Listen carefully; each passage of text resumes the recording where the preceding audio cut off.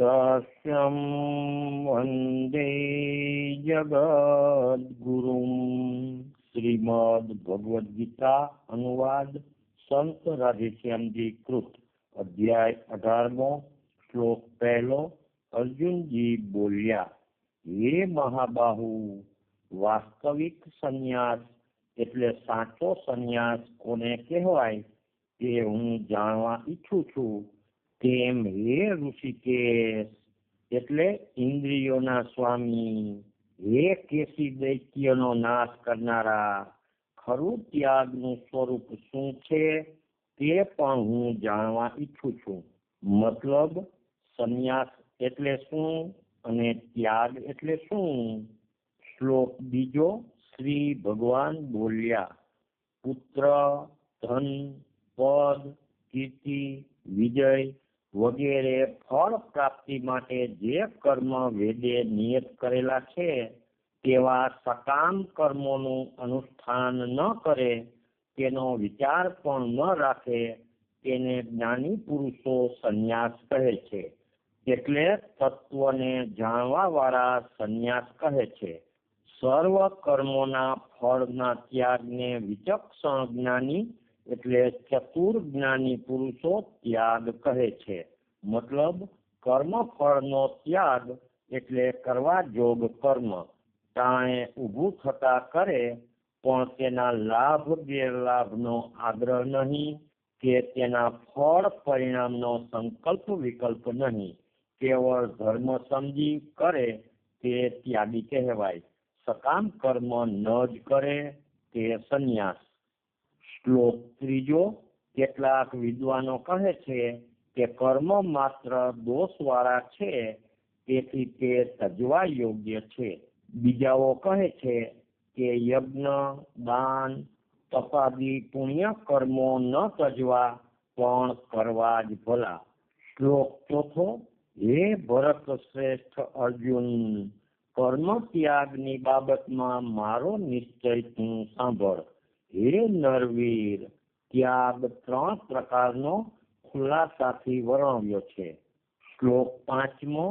ભગવાન પોતાનો નિશ્ચય કહે છે કે યજ્ઞ, દાન, તપાદી પુણ્ય કર્મો તજી દેવા યોગ્ય નથી, પણ આચરવા જ યોગ્ય છે।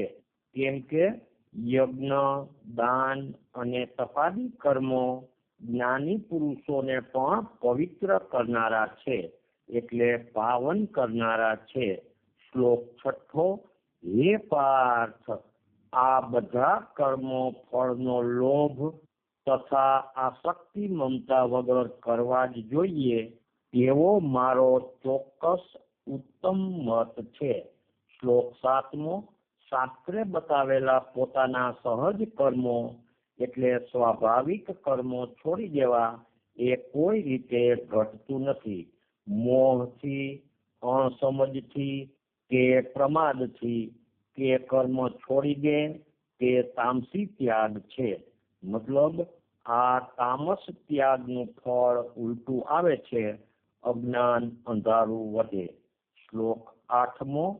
કાયાને કષ્ટ પડે એવા ભયથી કરવા જોગ કર્મને દુઃખરૂપ ગણીને જો પોતાના યજ્ઞ, દાન, તપાદી પુણ્ય કર્મ છોડી દે તો તે રાજસી ત્યાગ થતા તે ત્યાગના ફળને પામતો નથી, મતલબ કાંઈ લાભ પામતો નથી। શ્લોક 9।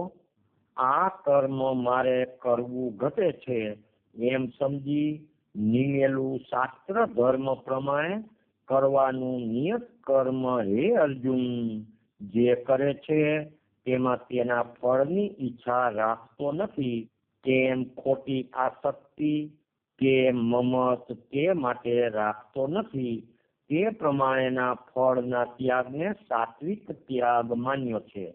શ્લોક 10।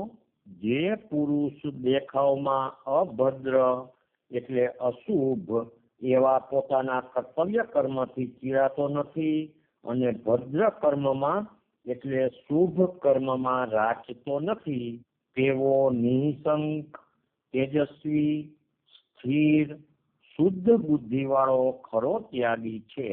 મતલબ કર્તવ્ય કર્મ કોઈ પણ જાતની શંકા વિના ટાણે કરી છૂટવું એ જ ધર્મ છે. કર્મના રૂપ સામું કે તેનાથી થતા પોતાની સમજણ પ્રમાણેના લાભ ગેરલાભ સામું ન જોવું એમ કહેવાનો આશય છે. આથી દેખાવનો લાભ કદાચ ન મળે પણ પૂર્વના કર્મ કપાય. શ્લોક 11મો. સર્વાંશે બધા એટલે સાવ બધા કર્મો તજી દેવા કોઈ દેહધારીની શક્તિ નથી. એટલે બધા કર્મ તજી શકાતા નથી, પણ કર્મના ફળને જે તજી રહે છે તે જ ખરો ત્યાગી છે. શ્લોક 12મો. સારું નરસું એટલે ભલું, બુરું કે અધવધરું એટલે મિશ્ર એમ 3 પ્રકારનું કર્મનું પરિણામ આવે છે. તે મર્યા પછી સકામી જીવ ભોગવે છે, પણ નિષ્કામીને કાંઈ ભોગવવું પડતું નથી. એટલે ફળની આશા વિના સહજ ધર્મ સમજીને કરનારને કાંઈ ભોગવવું પડતું નથી. શ્લોક 13મો. દરેક કર્મ પાર પડે તે માટે સાંખ્ય શાસ્ત્રમાં એટલે અધ્યાત્મ શાસ્ત્રમાં 5 કારણો કહ્યા છે, તે મારી પાસેથી સાંભળ. શ્લોક 14મો. કારણ પહેલું મૂળ વસ્તુ, બીજું કર્તા, ત્રીજું ઘણી જાતના સાધન, ચોથું અનેક પ્રકારની કરવાની આવડતવાળી ચેષ્ટાઓ એટલે રીત, અને 5મું દૈવ. આ 5 કારણો છે. મતલબ દ્રષ્ટાંત છે. પેલું માટી, બીજું કુંભાર, ત્રીજું ચાકડો વગેરે, ચોથું ટપલું મારવાની રીત, માટી મિશ્ર કરવા વગેરેની આવડત, 5મું દૈવ. બીજી રીતે એમાં પેલું અધિષ્ઠાન એટલે શરીર, બીજું કર્તા એટલે જીવ, ત્રીજું કારણ એટલે સાધન એટલે ઇન્દ્રિયો, ચોથું પ્રાણની ચેષ્ટાઓ, 5મું દૈવ. આદિ શંકરાચાર્ય આમ કહે છે. બહારથી ક્રિયા કરવા ટાણે તો ઉપલો જ પહેલો અર્થ બંધ બેસે. શ્લોક 15મો. શરીર, વાણી કે મનથી મનુષ્ય જે કર્મ આરંભે છે તે નીતિવાળું હોય કે ઉલટું હોય, સારું કે નરસું હોય, તે સિદ્ધ કરવામાં એટલે પાર પાડવામાં આ 5 કારણો છે. શ્લોક 16મો. આમ છતાં જે કેવળ પોતાને એકલાને જ કરતા માની લે છે તે ખોટી બુદ્ધિવાળો મૂર્ખ અજ્ઞાનને લીધે ખરી વસ્તુ સ્થિતિ એટલે વાત જાણતો નથી. શ્લોક 17મો. જેને મેં કર્યું એવું હું પદ નથી, કર્મ કર્યા પછી પણ જેની બુદ્ધિમાં વિકાસ થતો નથી, એટલે કર્મ કર્યાની બળાઈ કે અફસોસ કે બીજા સંકલ્પ વિકલ્પ થતા નથી. આમ જેની બુદ્ધિમાં વિકાર થતા નથી, ભગવદ ઈચ્છાથી કે સહજ પ્રકૃતિથી થયું માને છે કે આ સર્વ લોકને હણી નાખે, છતાં તેવો પુરુષ કોઈને હણતો નથી, તેમ તે કર્મથી બંધાતો પણ નથી. મતલબ કહેવાનો આશય એ છે કે જો સંકલ્પ વગર થતા આવા ઘોર કર્મનું બંધન નથી થતું તો રોજના નિયત કર્મો કેમ જ બાંધે? ન જ બાંધે. ઘણા લોકો જોશમાં કે અનાયાસ કર્મ કરી નાખે છે, તેમાં અહંકાર પણ હોતો નથી, તેમ ફળનો વિચાર પણ હોતો નથી, પણ પછીથી બુદ્ધિમાં તેની અસર થઈ જતા સારું કામ કર્યું હોય તો બળાઈ કરી પોતા પર ઓઢી લે છે, અને નરસું થયું હોય તેનો વલોપાત, અફસોસ વગેરે સંકલ્પ વિકલ્પ કરી પોતાને માથે લઈ લે છે. આમ મોટા મોટા વિદ્વાનો પણ કરવા જોગ કર્મ ટાણે કરી છૂટે છે, પણ પાછળથી હરખ શોકને વશ થતા છૂટા હોય છતાં બંધાય છે. આવો આ શ્લોકનો મર્મ લાગે છે. શ્લોક 18મો. જ્ઞાન, જાણવા જોગ વસ્તુ એટલે જ્ઞેય. અને સારી રીતે જાણકાર. આ ત્રણે કર્મ કરાવનારા છે. ક્રિયા, સાધન ને કર્તા એ ત્રણેયથી કર્મ કરે છે, એટલે આ દ્વારા કામ થઈ શકે છે. મતલબ ઘડો બનાવવાનું જ્ઞાન, માટી અને તેનો જાણકાર આ પ્રમાણે ઘડો કરાવે છે. ટપલું મારવાની ક્રિયા, ચાકડો વગેરે સાધન અને ઘડો કેમ થાય તે જાણનારો કુંભાર કરતા એ ત્રણે કર્મ સારે છે. આ જ પ્રમાણે જ્ઞાન, બ્રહ્મ અને જ્ઞાની, સાધન, સાધ્ય અને સાધક. પંડિત જ્ઞાન બોલે પણ વર્તી જાણે ભક્ત જ્ઞાની. શ્લોક 19મો. જ્ઞાન, કર્મ તથા કર્તા એ દરેક ગુણ ભેદે ત્રણ પ્રકારના છે. આ ત્રણ ગુણ પ્રકારનું વર્ણન શાસ્ત્રમાં કરી બતાવ્યું છે. એ બધું જેમ શાસ્ત્રમાં છે તે પ્રમાણે બરાબર મારાથી સાંભળ. શ્લોક 20મો. જે સૂઝ કે સમજથી સર્વભૂત પ્રાણીમાં એક રસ, અવિકારી, અવિનાશી ભાવ જુએ છે, તેમ જુદા જુદા ઘટમાં પણ તે એક જ અખંડ ભાવ છે તેમ સમજે, એટલે એક જ પ્રભુ વસેલા છે તેમ સમજે તેવી સૂઝને, એટલે એવા જ્ઞાનને સાત્વિક જ્ઞાન જાણ. મતલબ સર્વ પદાર્થોમાં એક જ રસરૂપ પરમાત્મા તત્વ રહ્યું છે તેનું ભાન, તેમ એક પરમાત્મામાં બધું વસેલું જાણે તે સાત્વિક જ્ઞાન. આ જ્ઞાન સાચું. આનું નામ આત્મવિદ્યા, તે મોક્ષ દે. શ્લોક 21મો. સર્વભૂત પ્રાણીમાં બહારથી દેખાતા જુદા જુદા ભાવ, જાત, રૂપ અને પ્રકારને લઈને સર્વભૂત પ્રાણીને જુદા જુદા માને છે. એટલે પણ તેના તળમાં રહેલા એક અખંડ ભાવને જોઈ શકતા નથી. આમ સર્વ વસ્તુમાં ભેદ બુદ્ધિવાળી સમજ તે જ્ઞાન રાજસી છે. મતલબ મૂળથી બધા પ્રાણીઓ ભિન્ન છે, સત્તા રૂપે પણ જુદા જુદા છે. એમ ભેદ બુદ્ધિથી બધામાં એક આત્મા ન માને તેનું નામ રાજસી જ્ઞાન. તે સંસારમાં રાખે કે અમુક લોકમાં લઈ જાય પણ છૂટાય નહીં. શ્લોક 22મો. સમજ્યા વગર એક મૂર્તિ કે દેહમાં સર્વસ્વ માની, એટલે પરિપૂર્ણતા માની વળગી રહેનારું, અર્થવોણું ને ટૂંકું, એટલે અંધશ્રદ્ધા વાળું તે તામસી જ્ઞાન છે. તે તમો ગુણમાં લઈ જાય છે, એટલે અજ્ઞાન રૂપી અંધકારમાં લઈ જાય છે. શ્લોક 23મો. રાગ દ્વેષ વગર, ફળ ઈચ્છા વિના લોલુપતા કે મમતા વગરનું રોજનું કરવા જોગ નિમેલું કર્મ થાય, એટલે વિધિનું કર્મ થાય તે કર્મ સાત્વિક કહેવાય છે. મતલબ આ કર્મ સાચું, સાત્વિકતા વધારી ખરું જ્ઞાન આપે. શ્લોક 24મો.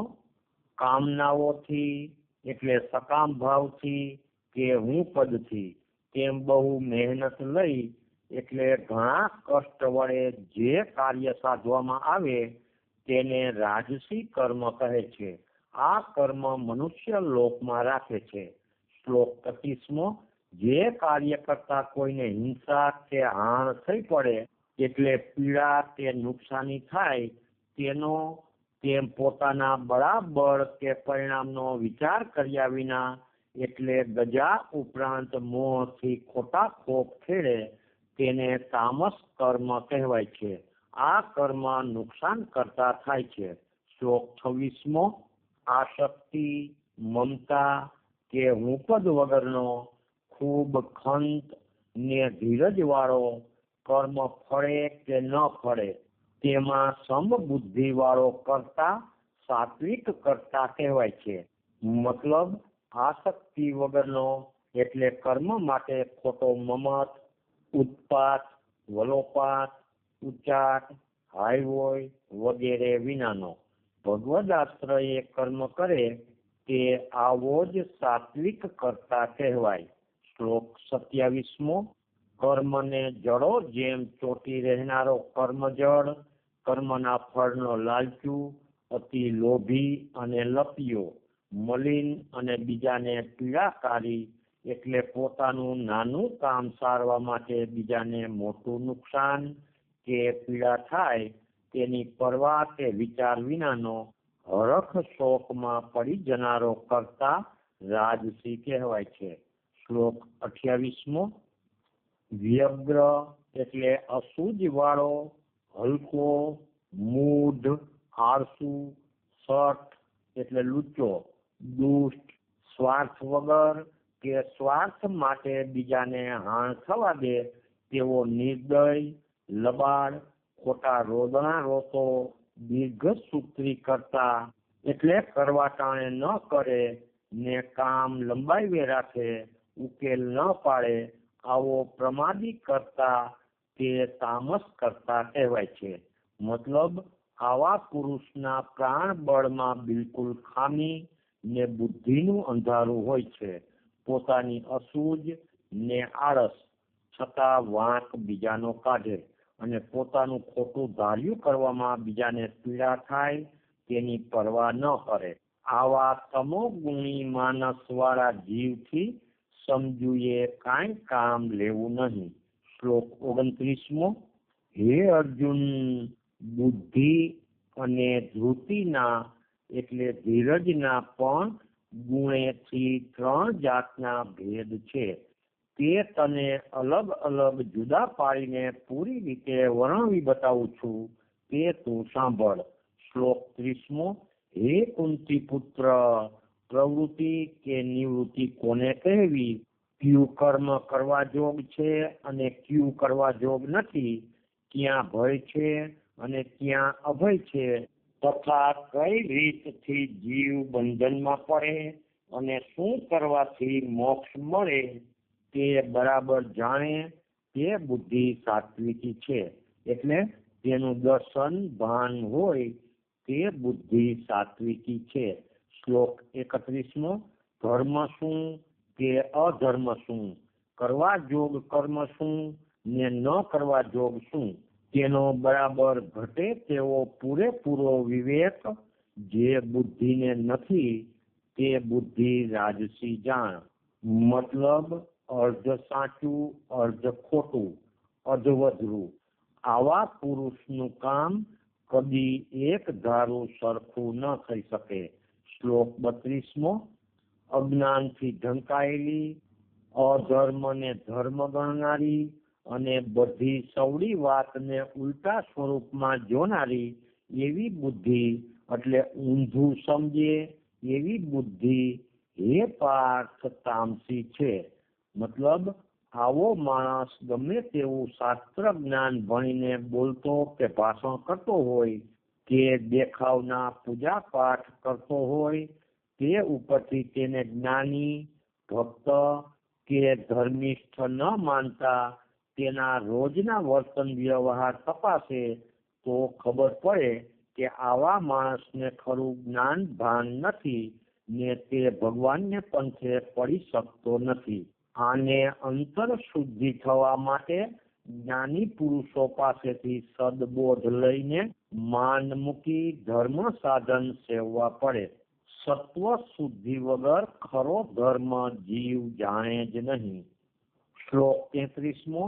મન, ઇન્દ્રિય ને પ્રાણોની સર્વ ક્રિયાઓને ગમે તેવી અગવડ ને ઉપાધિમાં પણ એક ધારી સ્થિર રાખી શકે, આમ ગમે તે સંજોગોમાં પોતાની ટેકમાં એક લક્ષી રહે તેવી અડોલ ધીરજ હે અર્જુન સાત્વિક છે.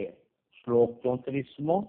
ધર્મ ક્રિયા કરવા ટાણે અથવા વ્યવહારિક પ્રસંગ ઉકેલવા માટે, પદવી, ધન કે સત્તાના લાભ માટે એટલે ધર્મ, અર્થ કે કામના સાધવા માટે ટાણા પૂરતી અમુક હેતુસર સમો સાચવવા એટલે સ્વાર્થ સરવા પૂરતી વસનું પણ સહી લેવાની જે ધારણા જાળવવામાં આવે છે તે ધીરજ હે પાર્થ રાજસી કહેવાય છે. મતલબ ટાણું સાચવવા પૂરતી ધીરજ રાખે, પછી વિકારોને વશ થાય.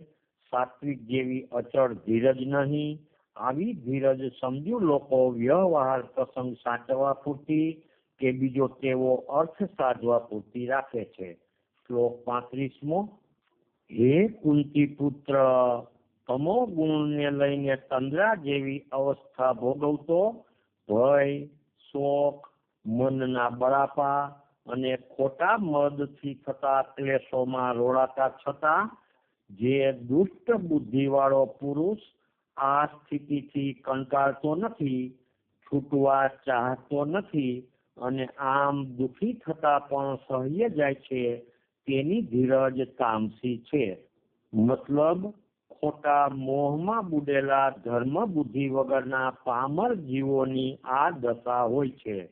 તે કફની તાસીર હોવાથી ટાઢા દેખાય, પણ તેની બહારની શાંતિ એ કેવળ પ્રમાદ, અંધારું ને જડતા, ખરી શાંતિ નહીં. આવા જીવોને ખોટી વાતના ભય થયા કરે, તેમ શોક, વિષાદ, સ્વપ્ન, ક્લેશ વગેરે પણ ક્યાંય સુધી ચાલે, એટલે હંમેશા રોતા ને રોતા. શ્લોક 36 અને 37. હે અર્જુન, સુખ પણ 3 જાતનું છે, તે સાંભળ.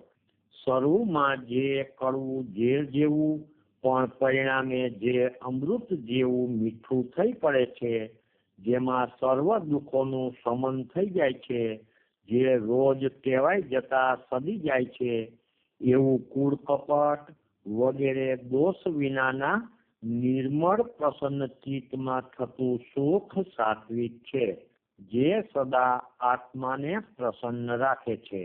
શ્લોક 38મો. વિષયો ને ઇન્દ્રિયોના સંયોગથી જે શરૂઆતમાં અમૃત જેવું મીઠું લાગે પણ પરિણામે ઝેર જેવું નીવડે, તે સુખને રાજસી સુખ કહ્યું છે. મતલબ બહારથી ઇન્દ્રિયોથી ભોગવાતા વિષયોના બધા સુખો આવા જ હોય છે.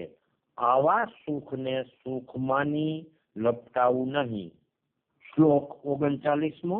શ્લોક 37-38 મુજબ ધર્મ પ્રમાણે કર્મ કરવા તે જીવને આકરા અણગમતા લાગે, પણ જો સાત્વિક ક્રિયા સેવે તો પરિણામે ચિત્તની શાંતિ રૂપ સુખ મળે. જ્યારે બીજી તરફ અધર્મથી લાભ કે ભોગ ભોગવવા જતા શરૂમાં સુખકર લાગે, પણ પરિણામે તેના વિષમ ફળ આવે. આમ અધર્મથી થતી ભોગ વિષયની કે બીજી પ્રાપ્તિ પરિણામે ક્લેશ આપે છે. શરૂથી છેવટ સુધી પરિણામે જે પોતાના સ્વરૂપને જ ભૂલાવી દે છે, એવું ઊંઘ, આળસ ને પ્રમાદથી દેખાતું સુખ તેને તામસી સુખ કહે છે. મતલબ મૂઢ જીવો આને જ સુખ, લહેર કે શાંતિ માને, પણ આ તામસ સુખ અધોગતિમાં લઈ જાય છે. કારણ આ પ્રમાદ રૂપી સુખમાં વિકારો વશ સહેજ દશા થાય, વિચાર વગર પણ તામસના દબાણથી પાપાચરણ થઈ જાય. કારણ કે પોતે કોણ છે અને શું કરી રહ્યો છે તેનું ભાન રહેતું નથી. આમ અજ્ઞાન વધે. શ્લોક 40મો. પૃથ્વી, અંતરિક્ષ કે સ્વર્ગલોક અર્થાત ત્રણેય લોકમાં એવું કોઈ પણ પ્રાણી કે પદાર્થ નથી કે જે આ પ્રકૃતિના 3 ગુણોથી મુક્ત હોય. અર્થાત આખા વિશ્વના સર્વ દેવો, મનુષ્યો ને બીજા બધા જ પ્રાણીઓ આ 3 ગુણના ઓછા વત્તા મિશ્રણ રૂપ છે. શ્લોક 41મો. હે શત્રુને તપાવનારા અર્જુન, બ્રાહ્મણ, ક્ષત્રિય, વૈશ્ય તથા શૂદ્રોના કર્મો પણ તેમની સહજ પ્રકૃતિના ગુણો પ્રમાણે જુદા જુદા બતાવેલા છે. શ્લોક 42મો. સમ એટલે વિષયનો વિચાર પણ ન આવે એવી મનોદશા. દમ એટલે ઇન્દ્રિયો પર કાબુ, મન થાય પણ ઇન્દ્રિયો પર સંયમ રાખે, ધર્મ વિરુદ્ધ ઇન્દ્રિયોના ભોગ પદાર્થો ગ્રહણ ન કરે, તપ એટલે પોતાના ધર્મ રૂપ સત્યનું પાલન, શુદ્ધિ એટલે પવિત્રતા કે અંતરના માનસિક વિચારોની પવિત્રતા તેમજ બહારના આચારની શુદ્ધિ, ક્ષમા સરળતા એટલે નિખાલસપણું, જ્ઞાન એટલે અધ્યાત્મ જ્ઞાન, જ્ઞાનમય વ્યવહાર એટલે વિજ્ઞાન ને શ્રદ્ધા એટલે ભક્તિ. આ કર્મો બ્રાહ્મણોમાં જન્મથી જ સ્વાભાવિક હોવા જોઈએ. મતલબ આ ધર્મોના સેવન રૂપ કર્મ પાળવાનું બ્રાહ્મણો માટે જન્મથી જ મંડાયેલું છે. ધર્મ એટલે કોઈ સંપ્રદાય નહીં, પણ જાતિ વર્ણાદિના કર્તવ્ય રૂપ સદાચારનું પાલન. શ્લોક 43મો.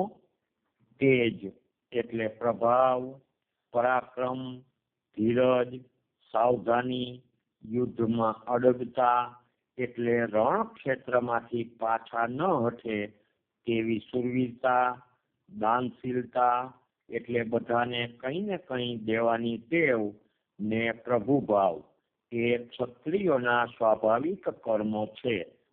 મતલબ પ્રભુભાવ એટલે મન મોટું ને પેટ મોટું, મનની મોટપ, હૃદયની ઉદારતા. આવી ઉદારશીલ વૃત્તિ એટલે ગમ ખાઈ જાય, ઉતરતી પંક્તિના માણસોની ઉણપ જતી કરે, એટલે અધિકારીની ને પ્રજા વર્ગની ઉણપ જતી કરે, સેવકોની કસૂર માફ કરે, દેવા જોગને ઘટતી મદદ આપે, બધા પર વત્સલતાનો ભાવ.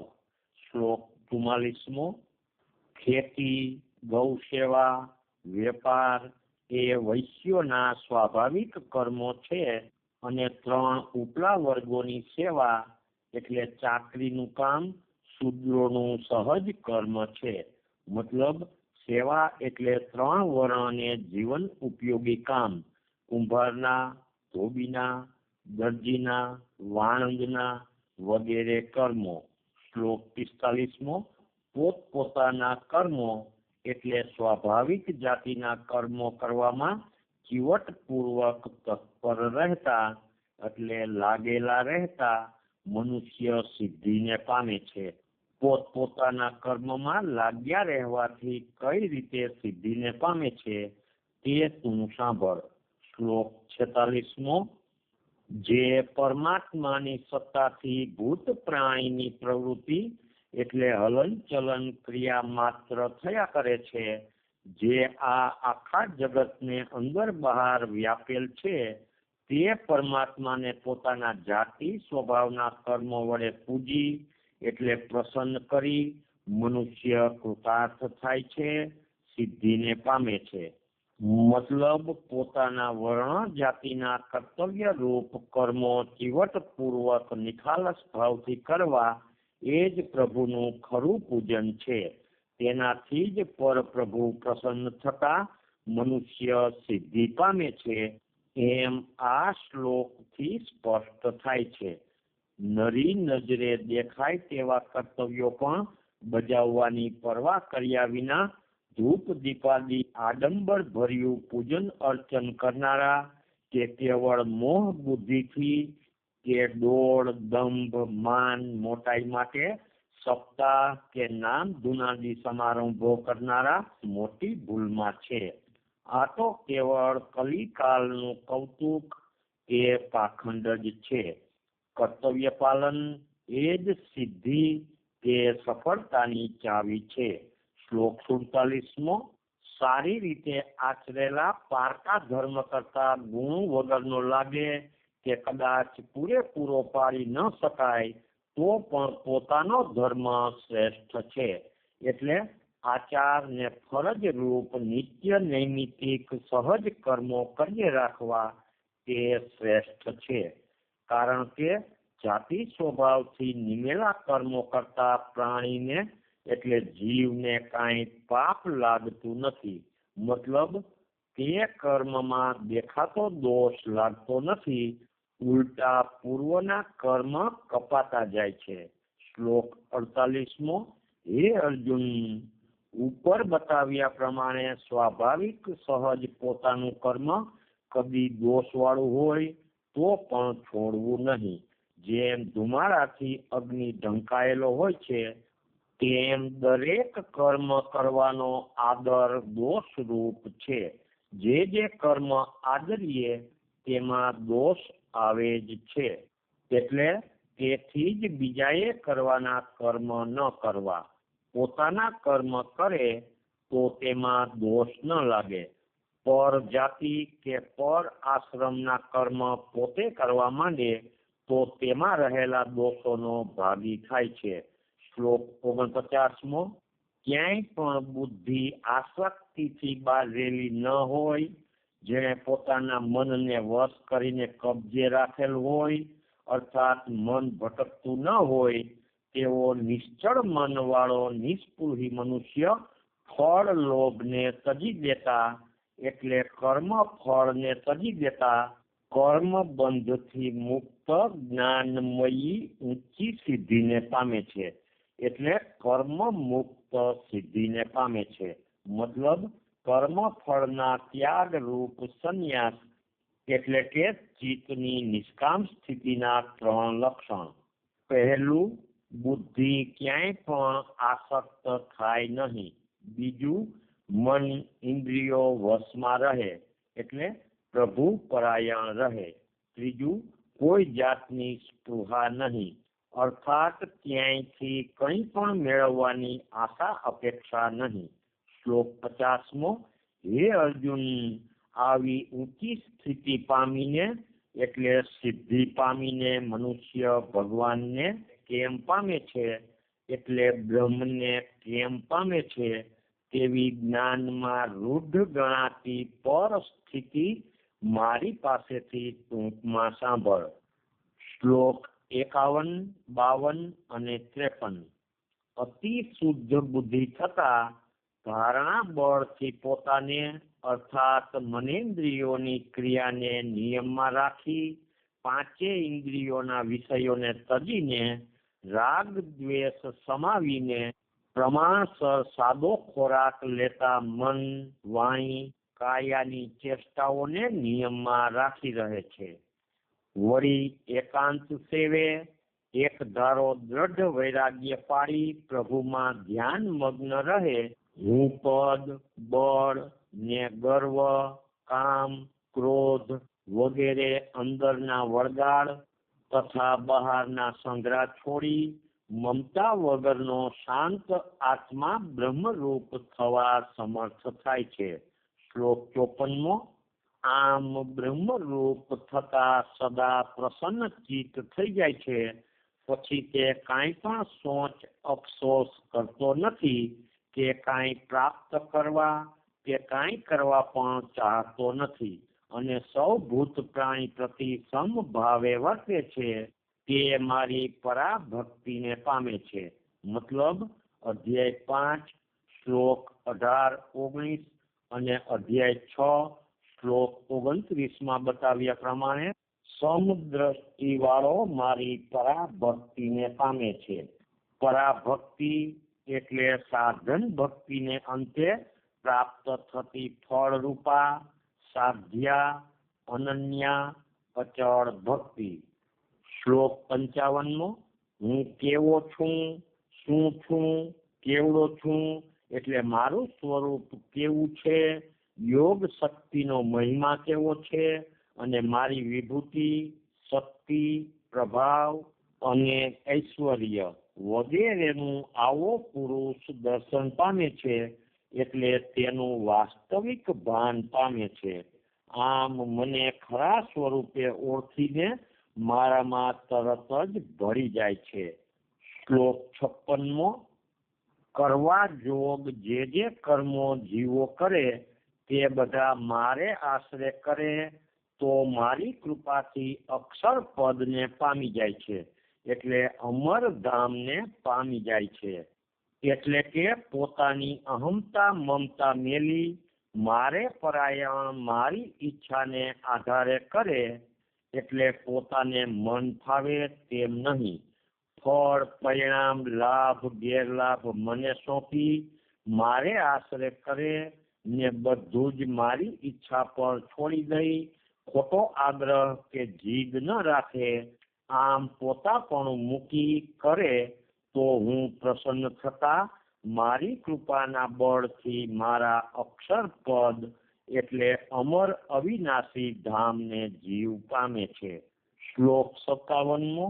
માટે હે અર્જુન, ખરા દિલે બધા કર્મો મને સોંપીને મારે પરાયણ રહી સમબુદ્ધિથી સદા વર્તી, એટલે ફળ પરિણામમાં સમબુદ્ધિથી સદા વર્તી તારું ચિત્ત એક ધારું મને ભળાવી દે. મતલબ સમબુદ્ધિ માટે જુઓ અધ્યાય 2 શ્લોક 48. શ્લોક 58મો.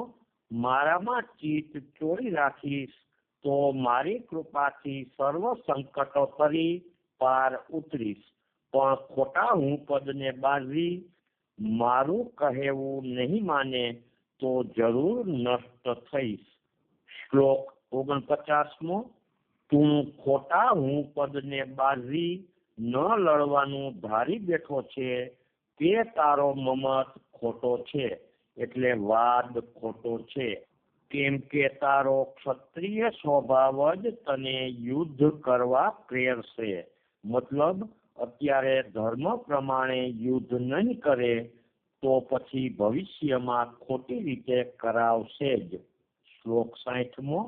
હે અર્જુન, પોતાના જાતિ સ્વભાવના વેગને લઈને પણ જાતિના કર્મોથી જ તું બંધાયેલો છે, તો ખોટા મોહને લઈને તું જે કર્મ કરવા હાલ ઈચ્છતો નથી તે જ કર્મ પરાણે પરાધીન થઈ તારે પ્રકૃતિ વેગને વશ થઈ કરવું પડશે જ. મતલબ આમ પોતાની પ્રકૃતિનું કર્મ સીધી રીતે ન કરે તો આડી રીતે કરવું પડે અને પછી અધર્મ થતા ઉલટું તેનું વધુ પાપ લાગે. શ્લોક 61મો. હે અર્જુન, સર્વભૂત પ્રાણીના હૃદયમાં અંતર્યામી પ્રભુ પરમાત્મા ઈશ્વર બેઠા છે. તે પોતાની જાદુઈ માયા શક્તિથી સર્વભૂત પ્રાણીને માયાને ચાકડે ભમાવી રહ્યા છે, એટલે અનેક મોહક પ્રવૃત્તિમાં ભમાવી રહ્યા છે. શ્લોક 62મો. માટે હે ભારત, પૂરા ભાવથી પોતાપણું સર્વાંશે તજી તું તે ઈશ્વરને શરણે જા. તેની પ્રસન્નતા અર્થાત કૃપાથી તું પરમ શાંતિ અને સનાતન ધામને પામીશ. શ્લોક 63મો. ગૂઢમાં ગૂઢ આ જ્ઞાન મેં તને આ રીતે કહી બતાવ્યું, હવે તે પૂરેપૂરું વિચારી પછી તારી મરજી હોય તેમ કર. શ્લોક 64મો. ફરી ગુપ્તમાં ગુપ્ત આ મારા છેલ્લા શ્રેષ્ઠ વાક્યને તું સાંભળ. તું મને અત્યંત પ્રિય છો, તેથી તારું હિત તને કહી બતાવું છું. શ્લોક 65મો. મારામાં મન રાખી મારે પરાયણ થઈ જા, મારો જ ભક્ત થા, ભજી પૂજી મને જ નમતો રહે. આમ કરતા તું ખરેખર મને જ પામી જઈશ તેમ હું ચોક્કસ કહું છું, કેમ કે તું મને પ્રિય છો. મતલબ સર્વના આત્મા રૂપ હું વાસુદેવ તે પરાયણ જ તારું મન રાખ. પ્રેમ અને આદર એક આવા મારા વિશે રાખ, એટલે બીજા બધા નાતા સંબંધોનો પ્રેમ તજી સર્વના આત્મા રૂપ એક મારો જ પ્રેમ સંબંધ સાધ. નમતો પણ મને રહે, એટલે અંતરથી કેવળ મારા ચરણે ચિત્ત રાખ, અને જ્યાં મારા વિભૂતિ સ્વરૂપો અને બીજા પવિત્ર સ્વરૂપોને નમવાનું થાય, એટલે સંત, દેવ, ગુરુ, જ્ઞાની, તીર્થ, પવિત્ર વૃક્ષ વગેરેને નમવાનું થાય ત્યારે તું મને જ નમે છે એવો અંતર્ભાવ રાખ. ગમે તે સ્થિતિમાં મારું જ આરાધન કરતો રહે, એટલે મને પ્રસન્ન કરવાને માટે દરેક કાર્યમાં અને દરેક પ્રસંગે ઇંતે જારી રાખ. વાણી, વિચાર અને વર્તન ત્રણે દ્વારા મારી જ પ્રસન્નતા મેળવ. આમ તું મારો જ થઈને રહે તો તું મને જ પામીશ. આ ખરેખર તને સાચું ચોક્કસ કહું છું, કારણ કે તું મને પ્રિય છો. તેથી જ આ તારા હિતરૂપ રહસ્ય તને બતાવું છું. શ્લોક 66મો. સર્વ ધર્મો એટલે બીજા સર્વ લૌકિક તેમજ બીજા નાતા છોડી તું મારે એકને શરણે પડ. હું તને સર્વ દોષ પાપના બંધમાંથી છોડાવીશ. તું જરા પણ નકામો શોક ન કર.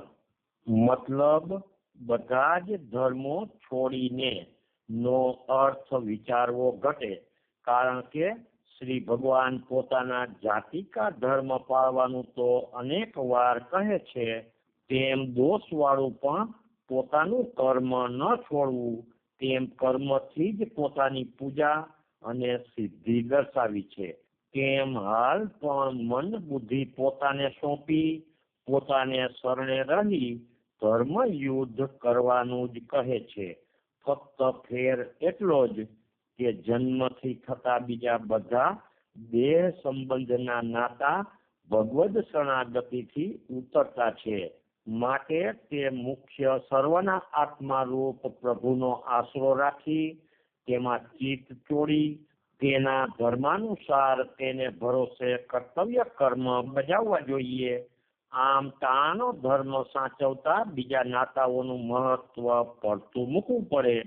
અર્થાત પ્રભુનો નાતો મોટો, લૌકિક વૈદિક બધા તેથી ઉતરતા, તેમાં દોષ કે પાપ લાગે નહીં. મુખ્ય પ્રભુ પ્રતિનો ધર્મ સેવતા પેટા નાની ફરજો એટલે અવિદ્યાથી ઊભી થતી પેટા નાની ફરજો કદાચ પડતી મૂકવી જ પડે તો તેમાં દોષ નહીં. મુકુંદ બેલી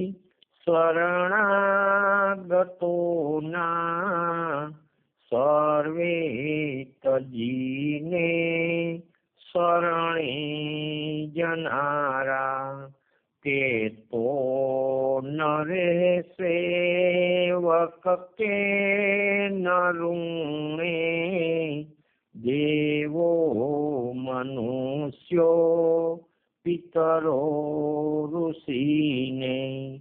ભાગવત એકાદશ સ્કંદ અધ્યાય 5 શ્લોક 41. સ્વરૂપથી ધર્મો વિદ્યમાન હોવા છતાં પણ એ ધર્મ જ મારા શરણ રૂપ છે. એ પ્રકારે સ્વશરણતા રૂપે ધર્મોનો સ્વીકાર નહીં કરતા તું અર્જુન સર્વ ધર્મોના અધિષ્ઠાન રૂપ તથા સર્વ ધર્મોના ફલ પ્રદાતા રૂપ હું અદ્વિતીય ઈશ્વરના શરણે પ્રાપ્ત થા. અનન્યની અપેક્ષાથી રહિત એવો જે ભગવત અનુગ્રહ છે તે અનુગ્રહથી જ હું કૃતાર્થ થઈશ.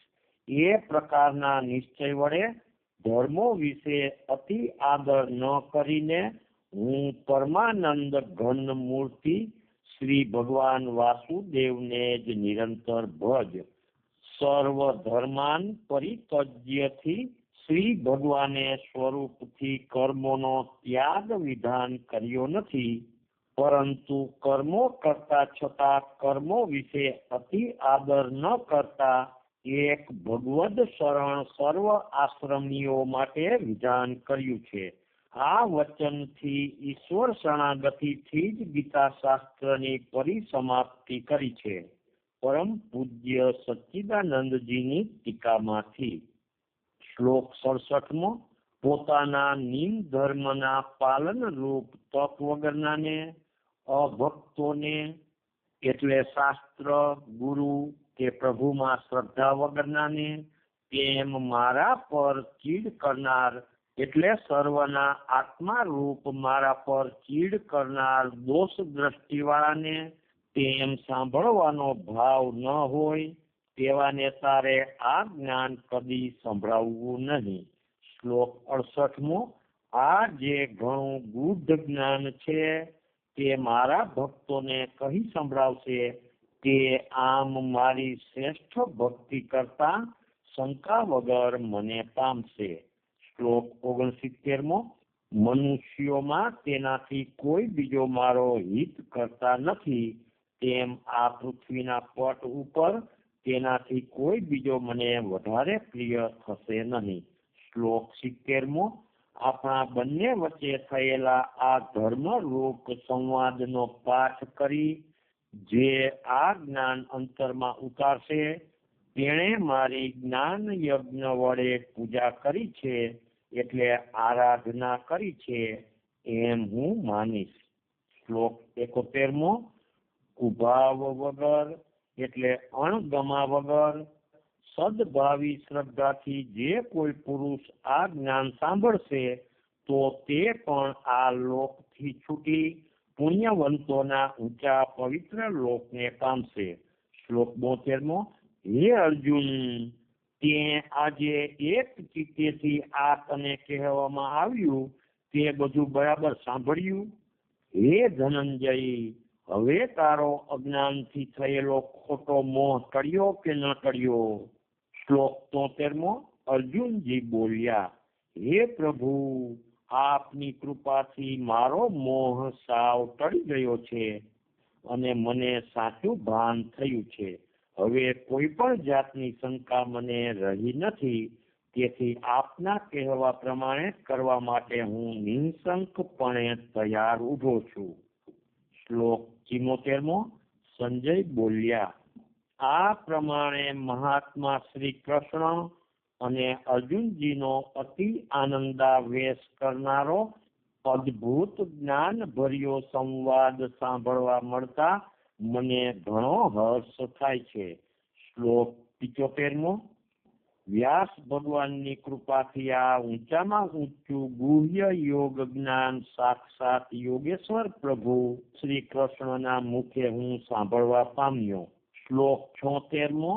હે રાજન, શ્રી કેશવ ભગવાન ને અર્જુનજીના આ અદ્ભુત પવિત્ર સંવાદને સંભાળતા હું ખૂબ હર્ષ ગેલો થઈ જાઉં છું. શ્લોક 77મો. વળી હે રાજન, શ્રી હરિનું અતિ અદ્ભુત સ્વરૂપ સંભાળી હું ઘણો ચકિત થાઉં છું અને હું અતિ પ્રસન્ન થાઉં છું. એટલે આ રૂપ જોવા મળ્યું તે માટે હું અતિ પ્રસન્ન થાઉં છું. શ્લોક 78મો. જ્યાં સર્વ જ્ઞાનદાતા યોગેશ્વર શ્રી કૃષ્ણ માથે છે અને જ્યાં ધનુર્ધારી ધર્મવીર અર્જુનજી છે, ત્યાં અચળ લક્ષ્મી, સદા વિજય, સર્વ ઐશ્વર્ય રહેલા જ છે અને ત્યાં જ અચળ નીતિ છે, એટલે દ્રઢ નીતિ છે એમ હું માનું છું. ઓમ તત્સત. વેદાંત શાસ્ત્રની ગાથા એટલે તત્વજ્ઞાનની ગાથા જે શ્રી કૃષ્ણ ભગવાને ગાઈ તેમાં બ્રહ્મ વિદ્યાના યોગ શાસન વર્ણનમાં હેના શ્રી કૃષ્ણાર્જુન સંવાદનો આત્મસમર્પણ નામનો 18મો અધ્યાય પૂરો. શ્રી કૃષ્ણાર્પણમસ્તુ. શ્રી કૃષ્ણાર્પણમસ્તુ. શ્રી કૃષ્ણાર્પણમસ્તુ. અધ્યાય 18માંનો સાર છે, સકામ કર્મ માત્રના ત્યાગને સંન્યાસ કહેવાય એટલું જ સંન્યાસ વિશે કહી ભગવાન સાચા ત્યાગનું સ્વરૂપ બતાવતા યજ્ઞ, દાન, તપ વગેરે કર્મો ફળાશા અને મમતા છોડી કરવા ભારપૂર્વક કહે છે. કર્મફળ ત્યાગ એને જ ખરો ત્યાગ કહે છે. કોઈ પણ કર્મ પાર પડે તેમાં કર્તા ઉપરાંત એટલે જીવ ઉપરાંત 4 બીજા કારણો હોવા છતાં જીવ પોતાને જ કર્તા માની લે છે તેને ખોટી સમજ જ કહે છે. જ્ઞાન, કર્મ, કર્તા, બુદ્ધિ, ધૃતિ, સુખ વગેરે બધા 3 પ્રકારના સાત્વિક, રાજસી, તામસી તેમાં સાત્વિકથી સુખ, સિદ્ધિ ને સદગતિ, ત્યારે જ ખરું પર ગજુપણું આવે. 4 વર્ણ બ્રાહ્મણ, ક્ષત્રિય, વૈશ્ય, શૂદ્રના કર્તવ્યો વર્ણવી પોતાના જાતિ કર્મો ભલે દેખાવમાં તે દોષવાળા હોય તો પણ તે કરવા, તે જ સ્વધર્મનું પાલન અને તેથી જ સિદ્ધિ, તે જ ઈશ્વરનું ખરું પૂજન. પર ધર્મ હાનિકારક વગેરે સિદ્ધાંત બતાવી અંતમાં સર્વના હૃદયમાં બિરાજતા ઈશ્વરને શરણે જવાથી જ જીવ પાપ મુક્ત થઈ અક્ષયધામ પરાશાંતિ પામે તેવો સામાન્ય ઉપદેશ કરી બધા નાતા સંબંધોની ઓથ કે અગત્યતા ન રાખતા મારે એકને જ શરણે પડી મને જ ભજ, હું તને બધા પાપોથી છોડાવીશ. એવા પોતાના પરમ પ્રિય ભક્તને શ્રી ભગવાને આપેલ અભય વચનથી ઈશ્વર શરણાગતિમાં જ ગીતા શાસ્ત્ર પૂરું થાય છે. પરંતુ પોતાના અંતરમાં બિરાજતા પર પ્રભુને ઓળખી તેને શરણે જીવવાની સૂઝ શક્તિ પામવા માટે નીચેની વિગતો ધ્યાનમાં રાખવી. પેલું, યજ્ઞ, જપ, વ્રત, પૂજન, અર્ચન, ઈશ્વર આરાધનના અનુષ્ઠાન વગેરે સત્કર્મો. તપ એટલે અધ્યાય 17 શ્લોક 14 થી 16 બતાવેલ, તથા દાન અધ્યાય 17 સારમાં ત્રીજું દાન. જરૂર નિષ્કપટપણે કરવા, આથી જ અંતર શુદ્ધિ થઈ શકે. બીજું, પોતાના કર્મ એટલે વર્તન, બુદ્ધિ, ધૃતિ, સુખની ભાવના વગેરે સાત્વિક છે, રાજસી છે કે તામસી છે તેની દરરોજ તપાસ કરતા રહેવું. ધીમે ધીમે પ્રયાસપૂર્વક સાત્વિક આહાર વિહાર, વાંચન, વિચાર, સંગ વગેરેનું સેવન વધારી રજોગુણ તમોગુણની વૃત્તિને દબાવવી. ત્રીજું, શાસ્ત્રમાં કહેલા પોતપોતાના વર્ણ આશ્રમના કર્મો ભલે દેખાવમાં તે દોષવાળા જણાતા હોય તો પણ તેનું જ સેવન કરવું એ જ ખરું હરિપૂજન છે. ચોથું, મોહ એટલે જે તમોગુણ છે તેને વશ થઈ ગજા ઉપરાંતના ખોટા કર્મ વધારવા નહીં.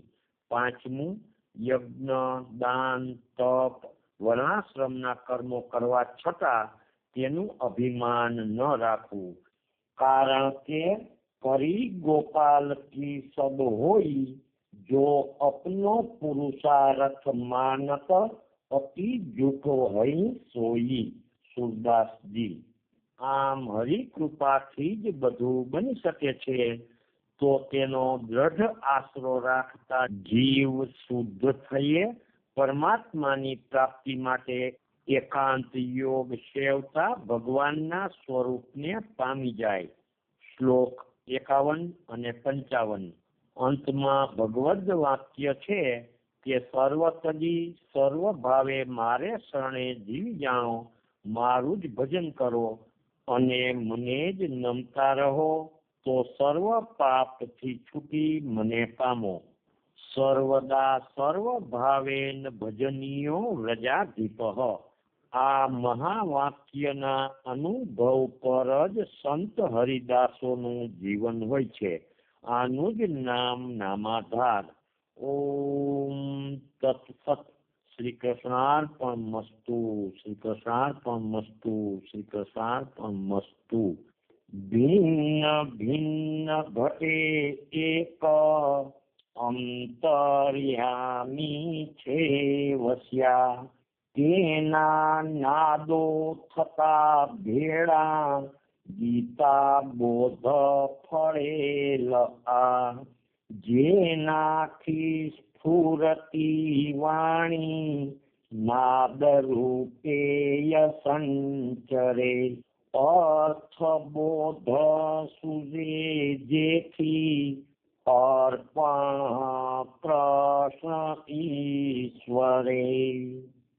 કૃષ્ણો વલ્લભકાંતરાસરસિકઃ, प्रेमाब्धि कृष्णं भजे दुग्धं द्वैतभयापहं सुरुचिरं कृष्णेन गीतामृतम् कृष्णाय प्रणतातिहाय हि नमः कृष्णान्न जाने परम् कृष्णस्यान्ध्रीरतं मनोलयतु मे कृष्णेव कृष्ण प्रभो कृष्णेव कृष्ण प्रभो। श्री नारायण भगवान की जय। श्री कृष्णचंद्र देव की जय। द्वारिकाधीश की जय। रणछोड़राय की जय। नरसिंहराम महाराज की जय। सद्गुरु देव की जय। राधे श्याम राधे श्याम।